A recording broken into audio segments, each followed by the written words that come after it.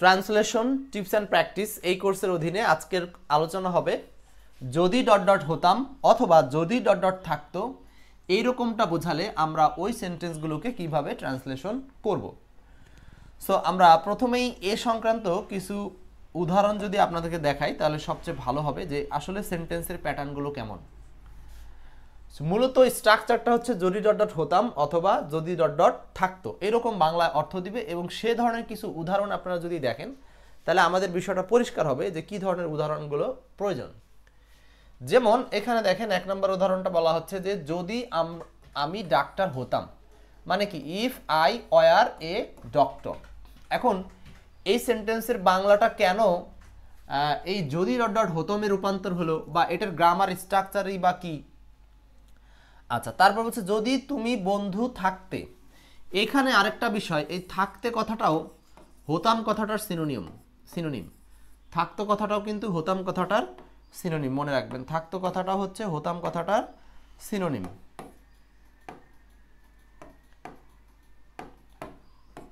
আচ্ছা, এরপর দেখেন if you were a friend, মানে যদি তুমি বন্ধু হতে, এর মানেই হলো যদি তুমি বন্ধু থাকতে, সেম কথা। আচ্ছা, এরপর 3 নাম্বার যদি সে বাড়িতে থাকতো। যদি সে বাড়িতে থাকতো, if he war at home, মানে যদি সে বাড়িতে থাকতো। আচ্ছা, তাহলে সেন্টেন্সগুলো দেখতে পাচ্ছেন যে এই যে থাকতো কথাটা এখানেও কিন্তু ওয়ার কথাটা ব্যবহার হয়েছে। তার মানে আমরা বললাম যে হতাম অথবা থাকতো দুই সেন্সই কিন্তু ব্যবহার করা হয়। যদি সে বাড়িতে থাকতো, if he war at home, এখানেও কিন্তু আমরা ওয়ার ব্যবহার করেছি। বা এটা কেন হয় আমরা সেই স্ট্রাকচারে যাব, তার আগে আমরা জাস্ট উদাহরণগুলোকে একটু দেখে নিচ্ছি। হামিদুর বলছেন ট্রান্সলেশন কোর্সে কি অফার আছে? স্যার, ট্রান্সলেশন কোর্সে আপাতত ভর্তি বন্ধ আছে। ট্রান্সলেশন কোর্সে ভর্তি যখন শুরু হবে তখন আপনাদের জানাবো, ঈদ পরে করবো এই কোর্সটা। যদি আমি গান জানতাম, দেখেন এই উদাহরণটা দেখেন, বলছে যদি আমি গান জানতাম। সো এখানে এই যে জানতাম, তো সেন্টেন্সের প্যাটার্নটা কিন্তু ওই রকমই, বাট এখানে অন্য একটা ভার্ব তাম শব্দটা যোগ হয়েছে। কি যোগ হয়েছে বলেন? তাম। তাম, হতাম, থাকতো, হ্যাঁ হতে, এরকম তাম শব্দটা যোগ হয়েছে।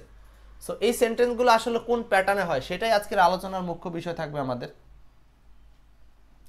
এরপর দেখেন পরেরটা, যদি আজ ছুটি থাকতো। সেন্টেন্সগুলো খুব সুন্দর না? যদি আজ ছুটি থাকতো, মানে if there were a holiday today, বা if today were a holiday, যদি আজ ছুটি থাকতো, যদি আজ ছুটি হতো বা ছুটি থাকতো। আচ্ছা, 6 নাম্বার, আমরা আগে প্যাটার্নগুলো দেখছি, পরে এক্সাম্পলে যাব, প্র্যাকটিসে যাব। যদি তুমি পাশে থাকবে। আচ্ছা, থাকবে এটাকে আবার ফিউচার টেন্সে করা হয়েছে, যদি তুমি পাশে থাকবে, তার মানে কি if you will stay beside me. এখানে দেখেন ইফ যুক্ত করা হয়েছে জিনিসটাকে। পরেরটা, যদি আগামীকাল পরীক্ষা থাকবে, কথাটার মানে কি এই থাকবে কথাটা যদি এখানে থাকতো লেখা হয় তবুও কোনো সমস্যা নাই। যদি আগামীকাল পরীক্ষা থাকতো এর মানে কি, মানে যদি আগামীকাল পরীক্ষা হতো, এটা একটা সম্ভাবনা, বা এটাকে আমরা বলতে পারি যে এটা একটা কল্পনার ক্ষেত্রে, অবাস্তব থিমের ক্ষেত্রে, মানে যদি আগামীকাল পরীক্ষা থাকতো, if there was an exam tomorrow, হ্যাঁ যদি আগামীকাল পরীক্ষা থাকতো। আচ্ছা, এরকমভাবে আমরা আর 2টা উদাহরণ দেখি। যদি তুমি আমার সহকর্মী হতে, বা এখানে ঘুরিয়ে বলছে যে যদি তুমি আমার সহকর্মী, আচ্ছা হতাম না, এখানে হতে এরকম বললে হতো, বা থাকতে একই কথা, এখানে হতাম বা থাকতো একই কথা। যদি সে শিক্ষক থাকতো, ইফ হি ওয়ার, এই থাকতো কথাটাই আসলে হতো অর্থ দিবে। এখন এইটা আপনাকে এখানকার মায়ের প্যাচটা বুঝতে হবে, বাংলা সেন্টেন্সের প্যাচগুলো বুঝতে হবে। যদি সে শিক্ষক থাকতো এটার মানে কি, আসলে যদি সে শিক্ষক হতো, ঠিক কিনা? তাহলে অ্যাকচুয়াল বাংলাটা হচ্ছে এখানে হতো, বাট আপনাকে পরীক্ষার হলে কনফিউজ করার জন্য এখানে থাকতো দিবে, কোনো সমস্যা নাই। সো এখন এই যে দেখেন সব ওয়ার দিয়ে সেন্টেন্স হচ্ছে, আবার কোথায় কোথায় সরাসরি V2 দিয়ে সেন্টেন্স হচ্ছে। যদি আমি শহরে থাকতাম, মানে এখানে কি বসবাস করার অর্থে বোঝানো হচ্ছে যে if I lived in the city, মানে আমি যদি শহরে থাকতাম বা শহরে বাস করতাম। তাহলে আমি এই যে 10টা উদাহরণ প্লেস করলাম, এই 10টা উদাহরণ থেকে আমি কি দেখতে পাই সেইগুলো নিয়েই হচ্ছে আজকে ট্রান্সলেশন। তো চলুন আমরা একেবারে স্ট্রাকচারে চলে যাই। প্রথম স্ট্রাকচারটা একটু দেখেন। এইবার স্ট্রাকচারটা আপনাকে মনে রাখতে হবে, বাংলা বাক্যে যদি ডট ডট হতম হতাম এই কথাটা বোঝায়, হতাম। এখন এই হতাম কথাটা অনেক সময় থাকতো বাংলায় থাকলেও সেটাকে আপনি হতাম অর্থ বুঝে নিতে হবে যে এটা বাংলা হওয়া অর্থ বোঝাচ্ছে। এখন কখন হওয়া অর্থ বুঝাবে এইটা আপনি কি করে বুঝবেন? এইটা বোঝার থিম হচ্ছে, দেখেন, যখন সাবজেক্ট প্লাস ওয়ার ব্যবহার করবেন, এখানে যে এক্সটেনশনটা থাকবে এই এক্সটেনশনটা যদি সাবজেক্টের সাথে ইকুয়াল টু হয় তাহলে এইখানে ওয়ার ইউজ করতে হবে। আমি আবার কথাটা ক্লিয়ার করছি, যদি আমি একটা উদাহরণ দিই, এখানে একটা উদাহরণ দিই, if I were a singer, যদি আমি গায়ক হতাম। আচ্ছা, এখানে এই আই আর হচ্ছে সিঙ্গার একই কিনা দেখেন, আমি নির্দিষ্টভাবে ডক্টর হতে পারবো এটা একটা সম্ভাবনা আছে, তার মানে এখানে আমি আর সিঙ্গার দুইজন একই, এমতো অবস্থায় এটা বাংলায় হতাম অর্থ দিবে এবং ইংলিশে আমরা ব্যবহার করব হচ্ছে ওয়ার। মনে রাখতে হবে এই ইফ যুক্ত এই যে সিম্পল সেন্টেন্সগুলো, এটা কিন্তু সিম্পল সেন্টেন্স, এখানে ফুল স্টপ অথবা কোনো কোনো ক্ষেত্রে এই এক্সক্লেমেটরি সাইন হয়ে থাকে।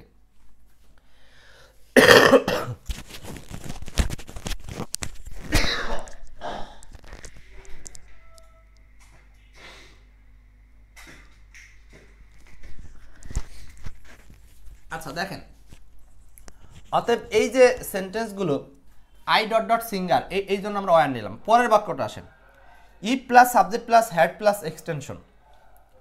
এখানে বাংলা দিবে যদি প্লাস থাকতো, সহজ বিষয় তবু একটু ভালো করে বুঝেন। এরকম একটা উদাহরণ দিলাম, if I had a house, যদি আমার একটা বাড়ি থাকতো। এখন এই সেন্টেন্সটাতে প্যাটার্নটা হচ্ছে ইফ যোগ করার কারণে মিনিংটা হয়ে গেছে থাকতো। এখন একই সেন্টেন্স যদি কোনোভাবে এখানে ইফ না থাকে, আমরা এটার বাংলাটা কিভাবে করি? এটার বাংলাটা করি, আই হ্যাড এ হাউস মানে হলো আমার একটা বাড়ি ছিল, রাইট? আমার একটা বাড়ি ছিল মানে সত্যি আপনার অধিকারে একটা বাড়ি ছিল।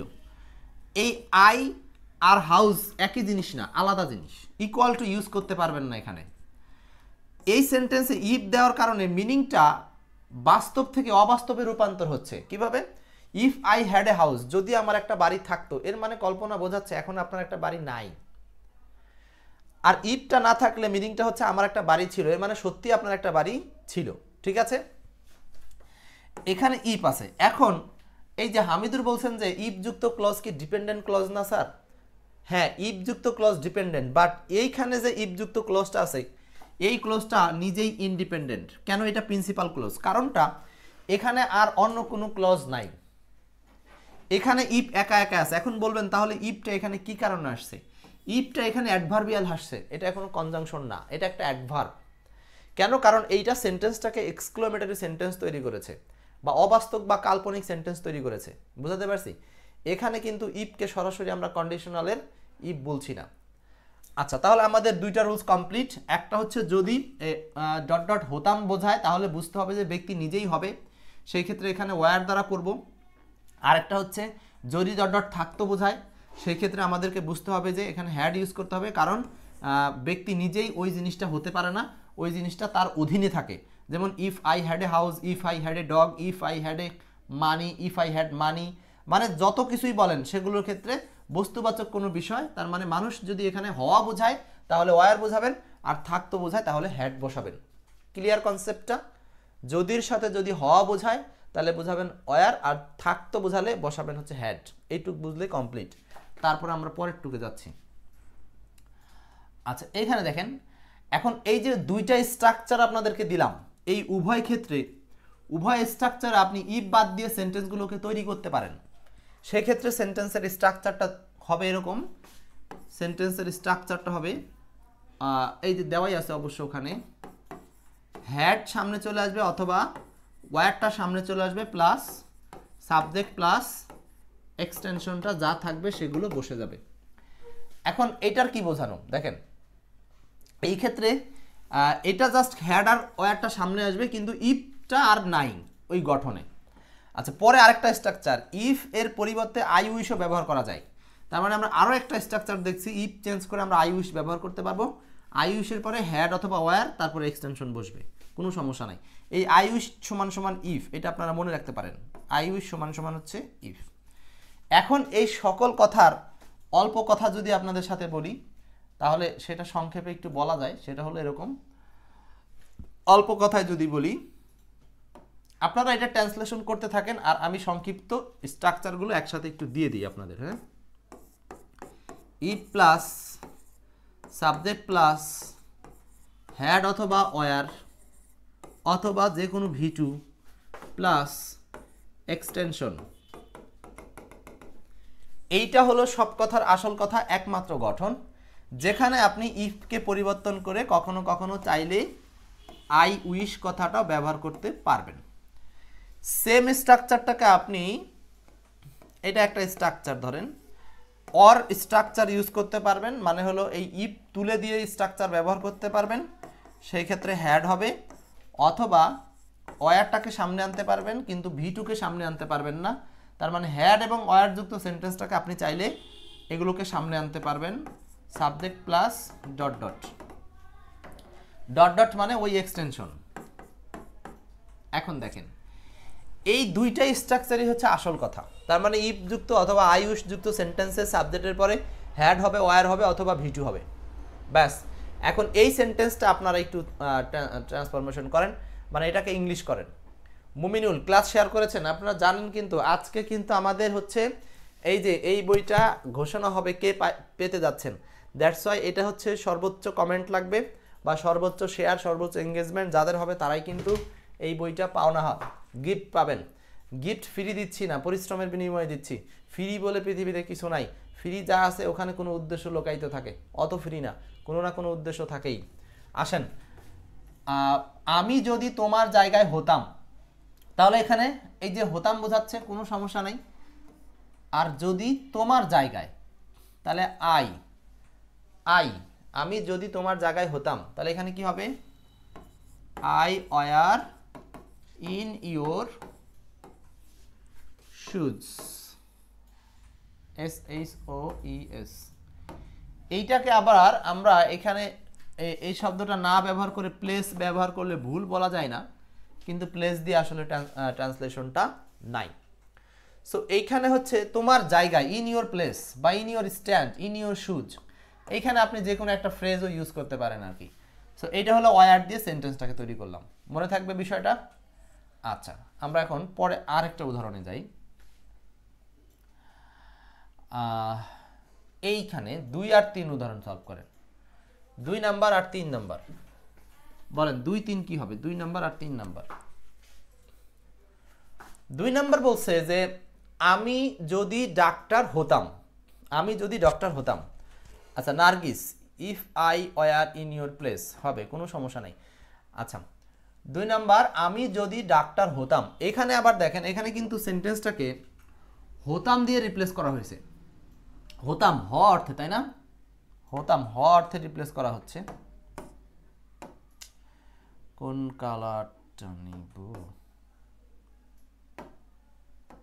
হতাম অর্থে এখানে বলেন, এই যে হতাম বলেন, এখনো কি সাবজেক্টের সাথে এটা হ বোঝাচ্ছে। সো হ বোঝাতে এখানে আমরা কি আনসার করব, হ বোঝাতে আমরা হচ্ছে ওই যে ওয়্যার ভার্বটা ব্যবহার করব।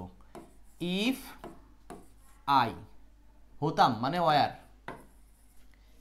কি হতে চাচ্ছে, a doctor, a doctor, if I were a doctor.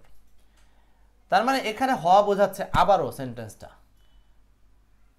আচ্ছা, এরপরে পরের উদাহরণটা, আমার যদি পাখির মতো ডানা থাকতো, তাহলে আমরা একইভাবে এইটা এই উদাহরণটা আপনি অর দিয়ে করেন, অর দিয়ে যদি করেন, মানে আই উইশ দিয়ে করলে কি হয় বলেন তো, আই উইশ,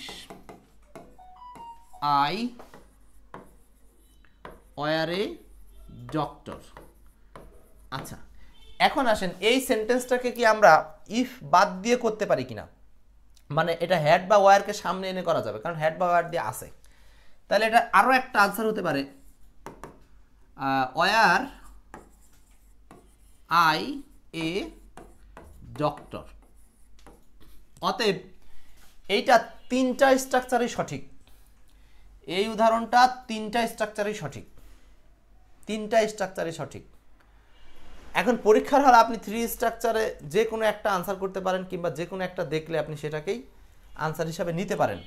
এই জন্য জানা থাকা লাগবে যে আসলে আপনি কোনটা উত্তর হিসাবে নিতে পারবেন, কোনটা পারবেন না, সে বিষয়ে জানতে হবে। মনে থাকবে?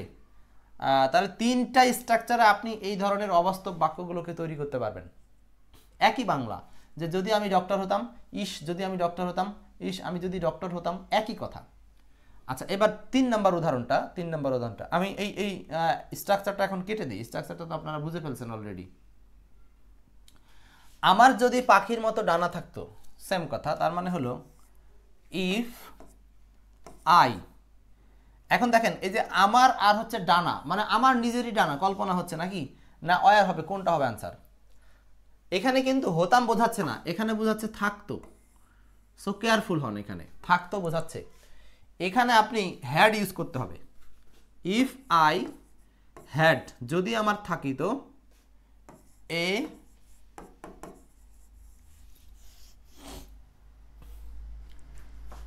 Wing of bird, wings of bird, wings of bird. If I had wings of bird, যদি আমার পাখির মতো কি থাকতো, ডানা থাকতো। এখন এইখানে এই সেন্টেন্সটাকে আমরা আরো দুইটা প্যাটার্নে করতে পারি। সেই দুইটা কি কি বলেন? এই ইফকে চেঞ্জ করে শুধু কি বসাবেন, আই উইশ, আর বাকি অংশ same, I had wings of bird. একই সেন্টেন্স আরো একটা স্ট্রাকচার, সেটা কি? জাস্ট আপনি ইফ বা আই উইশ রাখবেন না, had I wings of bird, এই প্যাটার্নেও করতে পারেন। তার মানে আমরা তিনটা প্যাটার্নেই একটা বাক্যের বাংলা করতে পারবো এই ইফ যুক্ত সেন্টেন্সগুলোকে। কি বুঝতে পারতেছি সবাই? Nargis, Saidur Rahman, if I had a wings of bird. Mominul বলছেন if I had wings of bird. ঠিক আছে, প্রত্যেকেই সুন্দর সুন্দর। দেখেন, এখন আসেন আমরা চলে যাই হলো আর কয়েকটা উদাহরণ দিয়ে শেষ করতে পারবো সম্ভবত। এই দুইটা জান, এই দুইটা লাস্ট উদাহরণ। তার মানে এই যদি ডট ডট হতাম সংক্রান্ত লাস্ট উদাহরণ দুইটা, এই দুইটা আপনারা করবেন। ভাবছি যদি রাজা হতাম। এখন এই ভাবছি শব্দটার অতিরিক্ত কোনো ইংলিশ আনার প্রয়োজন নাই, সোজা আপনি শুধু এইটুকের ইংলিশ আনলেই হবে। ভাবছি মানেই কল্পনা, আর কল্পনা মানে এইটুক। যদি রাজা হতাম, এখানে হওয়ার কথা বোঝাচ্ছে, তার মানে মানুষ নিজেই রাজা হতে পারে, তাই তো? সম্ভব। তাহলে এখানে লিখতে হবে if I were a king, if I were a king. আচ্ছা, যদি আমি রাজা হতাম, এরকমটা বোঝাচ্ছে। আচ্ছা, এইটাকে আপনি আবার চাইলে তিনটা স্ট্রাকচারে কনভার্ট করতে পারেন, যে তিনটা স্ট্রাকচার আমি দেখালাম। আর এটা কি হবে? আমি যদি তার মতো হতে পারতাম। বলেন, সবগুলো উত্তর করেন, এটা কি আনসার হবে? আমি যদি তার মতো হতে পারতাম। মুমিনুল বলছেন I were a king, Rayan বলছেন আচ্ছা, Hasna Hena if I were a king, I wish I were a king. Okay, এক একজন এক একটা দিয়ে করবেন, শুধু এটা দিয়ে করবেন তা না। কেউ আই উইশ দিয়ে করবেন, কেউ ইফকে বাদ দিয়ে করবেন, তাহলে সেন্টেন্সের সৌন্দর্যটা পরীক্ষার হলে এক একজন এক এক রকম নাম্বার ক্যারি করবে। আমি যদি তার মতো হতে পারতাম, ওকে, তাহলে এখানেও আপনি আই উইশ, আমরা এটা আই উইশ দিয়ে করি, আই উইশ আই, এখানে হতে পারতাম তার মানে were, if I wish I were, এখানে শুধু হিটা দিলেই হবে, আর কিছু লাগবে না। I wish I were he, I wish I were he. এখানে এই ধরনের সেন্টেন্সগুলো সাধারণত এক্সক্লেমেটরি হয়, এই জন্য আপনারা এখানে এক্সক্লেমেটরি সাইন দেবেন। বোঝা গেছে কিনা? এখন বুঝতে পারছি?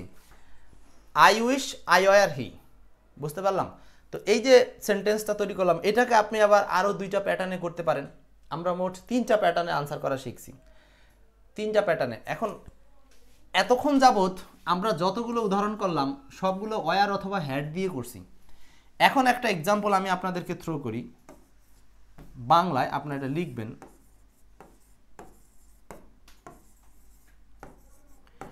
আমি যদি তাকে পেতাম,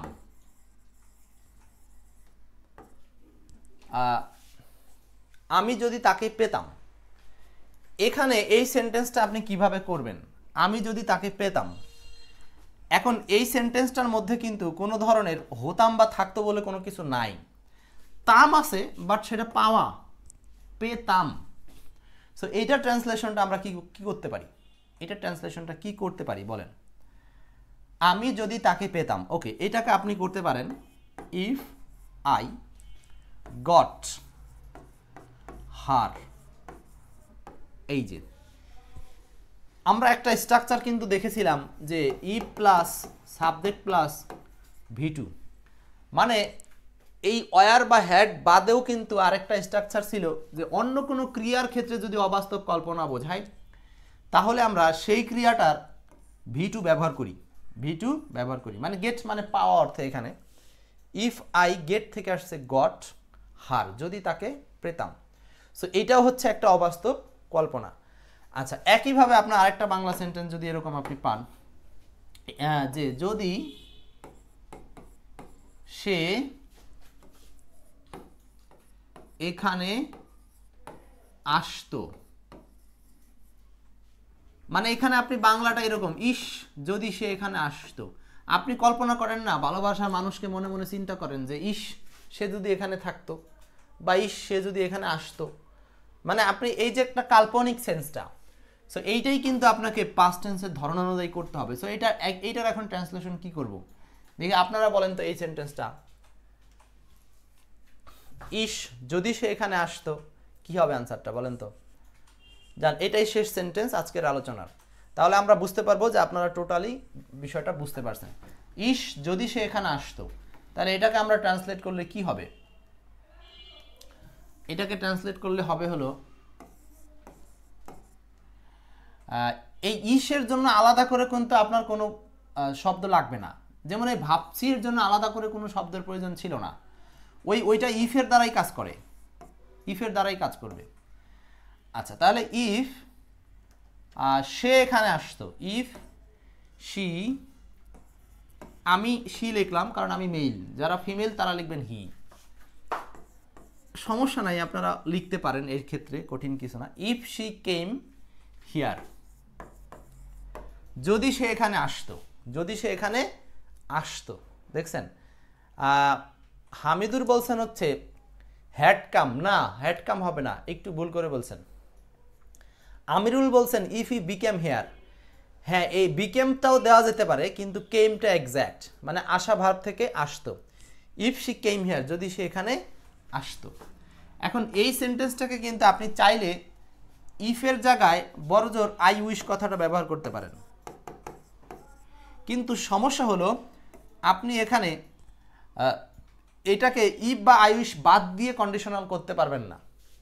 মানে এখানে যে আপনি ইফ তুলে দিয়ে করবেন আগেরগুলোর মতো, ওয়ারটাকে সামনে আনবেন, হ্যাড সামনে আনবেন, এখানে তো ওয়ার বা হ্যাড নাই, অর্থাৎ এই সেন্টেন্সটা ওই রকম ইফ বাদ দেওয়ার সুযোগ নাই। এই সেন্টেন্সটা হওয়ার ধরন হলো দুইটা, হয় ইফ দিয়ে করবেন নাহলে আই উইশ দিয়ে করবেন, এই দুইটার যে কোনো একটা থাকাই লাগবে। বুঝাইতে পারছি বিষয়টা? তার মানে ফাইনাল স্টেজে আমরা বললাম যে ওয়ার বা হ্যাড থাকলেই কেবল সামনে আসে, আর অন্য কোনো V2 থাকলে সেটার ক্ষেত্রে অমিশন হয় না, ইফ বাদ দেওয়া যায় না, সেগুলো সরাসরি ইফ অথবা আই উইশ দ্বারাই করা যাবে। আশা করি আজকের এই আলোচনায় যদি ডট ডট হতাম সংক্রান্ত যত আলোচনা ছিল আপনারা সংক্ষেপে সব কিছু বুঝতে পারছেন। এই আলোচনাটা যদি আপনাদের কাছে অল্পতেও ভালো লেগে থাকে নিঃসন্দেহে এটা সবার জন্য একটু শেয়ার করে দেবেন। আর একই সাথে আমাদের আজকের এই ক্লাসটা এখানেই শেষ করছি। ছোট্ট ক্লাসে যা কিছু শিখলেন কাজে লাগানোর চেষ্টা করবেন। আর যারা হচ্ছে আমাদের সাথে অলরেডি কোর্সে যুক্ত হয়েছেন তারা তো আসেনি, আর যারা নাই, আচ্ছা এই ক্লাসটা তো এখানে শেষ করলাম।